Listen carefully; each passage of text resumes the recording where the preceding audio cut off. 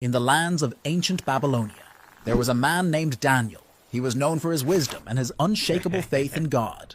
3 times every day, Daniel would open his window and sit down on his knees in prayer.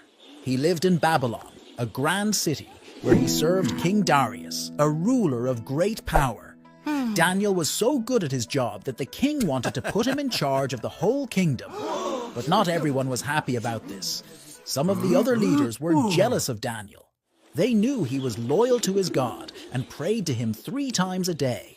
So they made a sneaky plan. They went to King Darius and convinced him to make a law that for 30 days, no one could pray to any god or human except to the king. They knew this was one law Daniel would never follow. Daniel, upon hearing this decree, did not change. With the windows of his chamber open, he knelt and prayed, just as he always had. The officials, lurking like shadows, caught him in the act and brought him before the king. King Darius, distressed, realized he had been tricked into condemning his most trusted advisor. Yet the law of the Medes and Persians could not be revoked.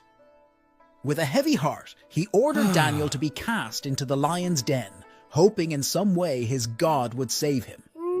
As night enveloped the land, Daniel was lowered into the den. The lions, mighty and fearsome, roared and paced.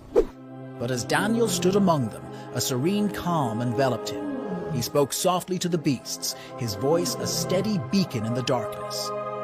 Miraculously, the lions did not harm him. They lay around him, their usual ferocity replaced with a peaceful presence. All night, King Darius walked around in his palace, struck with worry. At the first light of dawn, he hurried to the den and called out anxiously for Daniel. From the depths of the den, Daniel's voice rose, steady and calm. "O king, my God sent his angel and the lions have not hurt me." Overjoyed, King Darius commanded that Daniel be lifted from the den. Not a scratch was found on him, for his faith had protected him. Then, in a turn of justice, the king ordered those who had conspired against Daniel to be thrown into the lion's den.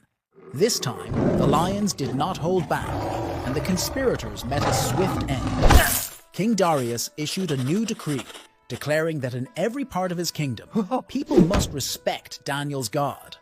Daniel's bravery and trust in God protected him from the lions.